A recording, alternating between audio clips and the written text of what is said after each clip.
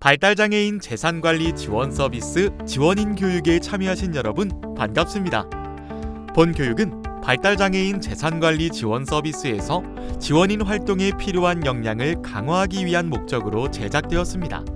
이에 재산관리 지원 서비스에 대한 안내부터 시작해 지원인의 역할 및 업무, 사례 및 질의응답 총 3가지 영상으로 구성되어 있습니다. 내용을 차례로 듣다 보면 서비스에 대한 기본적인 이해는 물론 지원인 활동에 대한 궁금점을 해소하실 수 있을 것입니다. 첫 번째 챕터에서는 발달장애인 재산관리 지원 서비스의 이해를 위해 서비스의 전반적인 내용을 살펴보겠습니다. 발달장애인 재산관리 지원 서비스는 명칭 그대로 발달장애인의 재산관리를 위한 서비스입니다. 그렇다면 발달장애인에 대한 기본적인 개념을 살펴볼까요? 발달장애라는 용어는 미국 공법 88-163 정신지체 시설 및 지역사회 정신건강센터 건축법에서 소개되기 시작했습니다. 이는 정신지체, 뇌성마비, 간질 또는 18세 이전에 발생하는 여러 신경학적 장애를 의미하는 것으로 항구적으로 증상이 나타날 수 있다고 되어 있는데요. 현재 미국 법전에서는 발달장애를 다음과 같이 정의하고 있습니다. 여기서 주목할 점은 발달장애를 일정 장애 유형이나 손상으로 설명하지 않았다는 것입니다. 발달장애는 어떤 진단명에 국한된 장애가 아니라 다양한 원인에 의해 광범위한 기능 영역에서 매우 다양하게 나타나는 장애로 정의되었습니다. 또한 연령적으로 발달과 성장이 마무리되기 전에 발생하는 장애로 기본적인 생활 영역에서 기능의 제한이 장기적으로 나타난다고 설명하고 있습니다. 또한 발달장애인에 대한 서비스가 특수하면서도 다학문적이고 포괄적이어야 하며 개별화되고 조정된 형태로 제공되어야 한다고 강조하였는데, 이는 발달장애인 범주에 속한 사람들이 광범위한 개별적 특성에서의 차이가 있음을 강조하고 있는 것으로 이해하시면 되겠습니다. 우리나라에서 발달장애 용어가 사용된 것은 1999년 장애인 복지법입니다. 이때 발달장애인을 소화기 자폐증, 비전형적 자폐증에 의한 기능 및 능력 장애로 인하여 일상생활 혹은 사회생활을 영위하기 위한 기능 수행에 제한을 받아 도움이 필요한 사람으로 정의했는데요. 이는 사실상 자폐성 장애인을 지칭한 것으로도 볼 수 있습니다. 그리고 2007년 동법 개정에서 자폐성 장애와 지적 장애라는 용어를 사용하여 장애인 복지법상에서 발달장애라는 용어는 사라지게 되었습니다. 이후 2014년 일명 발달장애인법이라고도 불리는 발달장애인 권리 보장 및 지원에 관한 법률에서 발달장애라는 용어를 다시 사용하기 시작했는데요. 해당 법에서는 장애인 복지법에 따른 장애인 중에서 지적 장애인과 자폐성 장애인을 발달장애인으로 규정하고 있습니다. 여기서 각 장애에 대한 정의는 장애인 복지법 시행령 별표 1에 장애 종류에 대한 설명을 그대로 차용하였습니다. 또한 다항을 통해 발달장애의 범위를 확장할 수 있는 여지를 두었으나 이 법의 시행령에는 관련 조항을 두지 않아 사실상 우리나라에서 발달장애는 지적장애와 자폐성 장애만을 지칭한다고 볼 수 있습니다. 다만 유의해야 할 점은 등록된 장애 명칭에 근거해 발달장애라는 용어로 범주화되지만 여기에 속한 개인들은 매우 독자적인 특성을 가지고 있다는 것입니다. 개인은 개별성과 독특성을 가지고 있음에도 불구하고 이들의 집단적 특성을 소개하는 것은 발달장애인 개개인을 더 깊이 이해하기 위한 기본적 토대일 뿐입니다. 따라서 발달장애인 집단에 대한 평균적 이해를 바탕으로 발달장애인 개인의 상황과 맥락을 살펴 개별화된 욕구와 권리에 기반해 이들을 지원해야 할 것입니다. 발달장애인은 발달의 시기에 나타난 정신적 손상으로 인해 전생에 걸쳐 광범위한 영역에서의 어려움을 경험하게 되므로 다른 장애 유형에 비해 상대적으로 넓은 범위의 지속적인 지원이 필요합니다. 이에 정부는 2018년 발달장애인 평생케어 종합대책을 발표하였고 중노년기 발달장애인의 소득 보장을 위한 정책 과제 중 하나로 공공신탁의 도입을 명시하였습니다. 이를 근거로 공공신탁 모형 개발과 사업 추진을 위한 연구를 거쳐 지금의 발달장애인 재산관리 지원 서비스가 만들어졌는데요. 처음에는 중장년기 대상의 정책 과제로 도입되었지만 재산 관리와 사용에 대한 지원은 전 생애 주기에 걸쳐 다른 발달 과업을 수행하기 위한 기초로도 작용하기 때문에 매우 중요한 영역이라고 볼 수 있겠습니다. 재산을 관리하고 사용하는 것은 인간의 기본적인 생활임에도 불구하고 발달장애인은 인지장애 특성상 재산을 형성하고 관리하는 전반적 활동에서 어려움을 경험할 수 있습니다. 특히 2022년 중앙권익옹호기관 자료에 따르면 장애인 학대로 판정된 사례는 1186건이며 지적장애인 805명과 자폐성 장애인 77건을 합쳐 발달장애인의 학대 피해가 전체의 74.4%를 차지하여 매우 취약한 상황임을 알 수 있는데요. 덧붙여 발달장애인을 대상으로 한 학대 사례 중에서는 여러 학대 유형이 동반되는 중복 학대를 제외하고 경제적 착취가 두 번째로 높게 나타난 것으로 확인됩니다. 이때 경제적 착취는 장애로 인한 취약성을 이용해 재산이나 노동력을 착취하고 재산적 권리를 침해하는 등 장애인에게 경제적 손해를 입히는 행위를 의미하며 다른 학대 유형에 비해 장기간 피해를 겪을 수 있어 개입의 필요성이 더욱 강조된다고 볼 수 있습니다. 발달장애인이 경험하는 재산관리의 어려움을 크게 두 가지로 구분해 구체적으로 살펴보면 다음과 같습니다. 첫째, 재산 보호의 측면입니다. 앞서 살펴봤던 것처럼 발달장애인은 주변인들에 의해 다양한 형태와 이유로 재산을 갈취당하는 등 경제적 착취 위험에 노출되어 있습니다.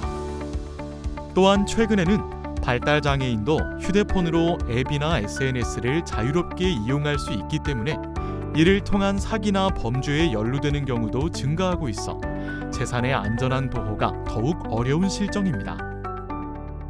둘째, 재산 사용의 측면입니다. 재산은 개인의 필요와 욕구에 맞게 사용함으로써 삶의 질을 높이기 위한 것이지만 발달장애인의 경우 금전에 대한 개념을 이해하는 것이 어렵기 때문에 필요한 소비를 하지 못하거나 미래를 대비한 금전 계획을 세우는 것이 쉽지 않습니다. 소유한 재산의 규모보다 더 많이 사용하는 것도 문제지만 다른 한편으로는 금전 사용 경험의 부족으로 재산이 있음에도 불구하고 필요한 곳에 적절히 사용하지 못하는 경우도 발생할 수 있습니다. 이처럼 재산 관리와 사용에 어려움이 있는 발달장애인의 재산권을 국가가 보호해야 할 책임성이 대두됨에 따라 발달장애인 재산관리 지원 서비스는 공공신탁으로서 계약을 통해 발달장애인의 재산을 안전하게 보관하고 개별적 욕구에 따라 재산을 합리적으로 사용할 수 있도록 지원하는 목적이 있습니다. 재산관리 지원 서비스는 발달장애인 당사자의 이용 목적에 따라 두 가지 유형으로 구분할 수 있는데요. 첫 번째로 안심보관은 별도의 배분 없이 목돈을 안전하게 보관할 목적으로 서비스를 이용하는 유형이고, 두 번째로 사용지원은 재산을 안전하게 보관하면서 재산을 맡긴 후 이용자가 원하는 날짜와 목적에 맞게 사용할 수 있도록 돈을 지급하는 유형입니다. 이러한 서비스 형태는 당사자의 상황과 욕구에 따라 유연하게 선택할 수 있고 중간에 변경할 수 있습니다. 덧붙여 재산관리 지원 서비스는 등록된 성인 발달장애인을 대상으로 하기 때문에 서비스를 신청하기 전에 연령과 장애 등록 여부를 1차로 확인합니다.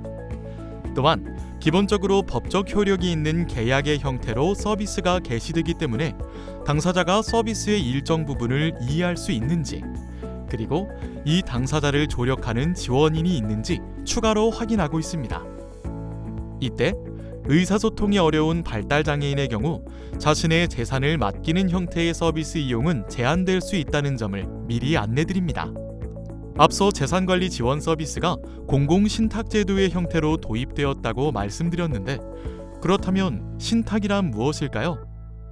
쉽게 말하면 돈을 맡기는 위탁자가 돈을 맡아주는 수탁자에게 재산을 맡기면서 수익자를 지정하고, 수탁자는 그 돈을 지정된 수익자에게 지급하는 것으로 위탁자가 특정한 재산권을 수탁자에게 이전하거나 기타의 처분을 하고 수탁자로 하여금 수익자의 이익 또는 특정한 목적을 위해 재산을 관리, 처분하는 법률 관계를 의미합니다. 신탁은 위탁자와 수익자의 동일성 여부에 따라 자익 신탁과 타익 신탁으로 구분하는데, 만약 재산관리 지원 서비스에서 발달장애인 당사자가 본인이 맡긴 돈을 사용하기 위해 서비스를 이용하면 자익 신탁, 발달장애인의 부모가 자녀인 발달장애인에게 돈이 지급하는 방식으로 서비스를 이용하면 위탁자와 수익자가 다른 타익 신탁에 해당됩니다. 현재 발달장애인 재산관리 지원 서비스는 이 두 가지 유형을 모두 채택하여 발달장애인 당사자가 자신을 위해 직접 돈을 신탁하거나 당사자의 부모님이 돈을 신탁하는 방식이 공존하고 있습니다. 지금부터는 재산관리 지원 서비스에서 사용하고 있는 주요 용어를 살펴보겠습니다. 이 부분은 앞서 다뤘던 신탁의 개념에서 등장했던 위탁자, 수탁자, 수익자 용어가 다시 등장한 것을 볼 수 있습니다. 먼저 위탁자는 발달장애인이 사용할 재산을 국민연금공단에 맡기는 사람으로서 발달장애인 본인 또는 이들의 가족을 의미합니다. 수탁자는 위탁자가 맡긴 재산을 관리하고 지급하는 기관인 국민연금공단입니다. 수익자는 신탁재산을 지급받는 발달장애인으로 재산관리 지원 서비스는 발달장애인을 위한 서비스이기 때문에 수익자는 무조건 발달장애인이라는 점을 참고하시기 바랍니다.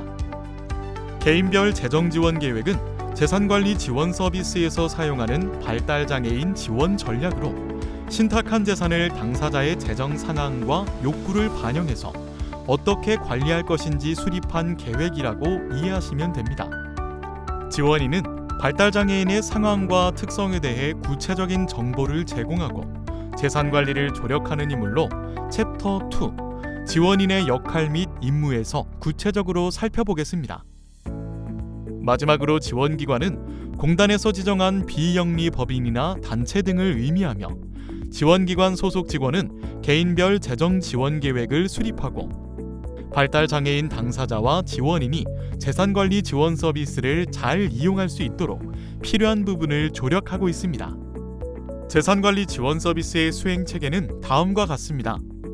재산관리 지원 서비스는 보건복지부가 사업의 총괄적인 책임을 가짐으로써 서비스의 공공성을 확보하고 공적 신뢰도가 높은 국민연금공단이 재산을 보관하고 배분하여 투명한 재산 관리를 위해 노력하고 있습니다.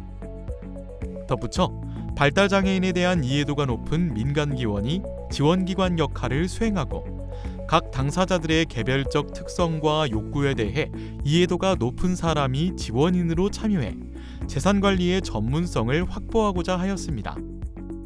이에 화면에 제시된 그림과 같이 발달장애인 당사자를 중심으로 위탁자, 수탁자, 지원인, 지원기관의 4가지 축이 상호 협력과 견제하는 관계로 설정되어 있고, 이는 발달장애인의 재산관리와 사용에 대한 지원과 필요한 결정에 관여하는 주체를 다변함으로써 어느 일방에 의해 당사자의 이익이 좌우되거나 침해당하는 것을 방지하고 있어 각 체계 간 긴밀한 협조와 역할 수행이 중요하다고 볼 수 있겠습니다. 그렇다면 재산관리 지원 서비스가 어떤 순서로 진행되는지 간략하게 살펴보겠습니다. 해당 순서에 따라 챕터 2에서 지원인의 역할과 임무를 소개할 예정이므로 이 부분을 주의 깊게 들어주세요. 첫째, 서비스 이용을 희망하는 발달장애인, 가족, 주변인은 지원기관에 서비스를 신청합니다. 이때 발달장애인 당사자가 자신의 돈을 맡긴다면 서비스 이용에 대한 당사자의 동의가 필수로 이루어져야 합니다. 둘째, 서비스 신청을 완료하면 지원기관 담당자가 신청자와 통화를 진행하며 방문 전에 서비스 가입 목적, 당사자의 의사소통 수준, 지원인 선임 여부, 방문 면담 일시 및 장소를 최종 확인합니다. 이후 약속한 날짜에 발달장애인 당사자, 지원인과 만나서 당사자의 전반적인 재산 현황과 각종 정보를 파악하게 됩니다. 셋째, 지원기관 담당자가 초기 면담을 바탕으로 개인별 재정 지원 계획서를 수립하면 지원인에게 공유해 확인을 요청합니다. 확인된 계획서는 최종적으로 공단의 검토 후 비로소 공단과 돈을 맡기는 위탁자가 계약 체결의 단계로 진행됩니다. 넷째, 계약 체결 후 위탁자가 공단 계좌에 돈을 입금하면 공단은 계획된 내용에 따라 발달장애인 당사자를 위해 신탁된 재산을 보관하거나 배분합니다. 이때 발달장애인은 지원인의 조력에 따라 배분된 돈을 사용하며 서비스를 이용할 수 있습니다. 다섯째, 서비스 이용 과정에 대해 지원인은 공단으로부터 배분받은 돈에 대한 사용 내역을 정리해 지원기관에 제출하고 지원기관은 서비스 이용과 관련해 발달장애인 당사자와 지원인을 대상으로 모니터링을 실시합니다. 마지막으로 재산관리 지원 서비스가 표방하는 기본 원칙을 말씀드리겠습니다. 발달장애인 재산관리 지원 서비스는 재산에 관한 발달장애인의 당사자의 권리를 존중하고 보장하기 위해 다음의 원칙을 준수하여야 합니다. 첫째, 개별적 발달장애인 중심의 계획 수립과 집행이 있어야 합니다. 발달장애인 통상 발달장애를 하나의 범주로 논의하고 있지만 발달장애인이라 불리는 집단의 특성은 단지 평균적 특성일 뿐 개인의 개별적인 특성을 모두 설명할 수 없음을 기억해야 합니다. 발달장애인은 개인으로서 각자의 특성과 속한 상황, 환경에 따라 다양한 욕구를 가질 수 있고 이를 해결하는 방식에 있어서도 큰 차이를 가질 수 있기 때문에 재산관리 지원 서비스에서 개인별 재정 지원 계획을 수립하고 집행할 때에도 이들에 대한 개별적 접근이 필요할 것입니다.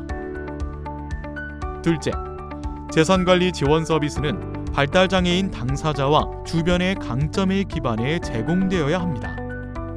발달장애인 당사자는 표면적으로 재산관리에 대한 기능의 제한을 보일 수 있지만 한편으로는 개발될 수 있는 많은 강점을 가지고 있을 수 있습니다.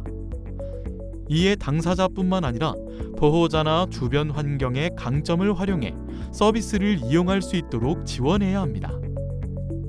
셋째, 서비스의 전 과정에서 발달장애인 당사자의 참여를 보장하고 서비스의 주체로 참여할 수 있게 해야 합니다. 이는 계획 수립부터 집행의 모든 과정에서 당사자가 서비스의 수혜자, 대상자가 아니라 결정권을 가진 사람으로서 모든 절차에 대해 참여하고 결정할 수 있게 지원해야 한다는 의미입니다. 넷째, 계획 수립과 집행의 모든 과정에서 당사자에게 적합한 의사소통 방법을 활용해야 합니다. 발달장애인의 의사소통 능력 제한은 참여와 자기결정권 보장을 어렵게 하지만 당사자와 접촉 경험이 많은 사람을 지원인으로 선정하여 이들을 통해 발달장애인의 기능 수준을 고려해 최대한 의사를 확인할 수 있을 것입니다. 때로는 그림 자료, 쉬운 단어, 반복적인 설명을 통해서도 당사자의 의사를 확인하기 어려울 수 있는데 이 경우 한 사람의 판단에 의존하지 않도록 재산관리 지원 서비스의 체계를 활용해 발달장애인의 이익이 최우선적으로 고려되는 결정이 이루어져야 합니다. 다섯째, 발달장애인 재산관리 지원 서비스는 지역사회 통합과 자립을 지향해야 합니다. 당사자가 부모님과 함께 거주하거나 거주시설에서 생활하는 동안에는 재산관리를 일부 지원받을 수 있지만 자립 등의 이슈와 맞물렸을 때 이들의 재산관리에 대한 필요성은 매우 극대화됩니다.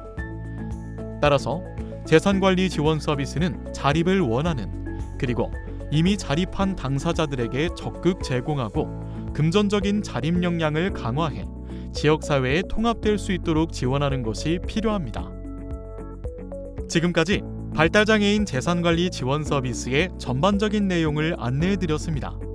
다음 챕터에서는 본격적으로 지원인의 역할과 업무를 중심으로 살펴보도록 하겠습니다.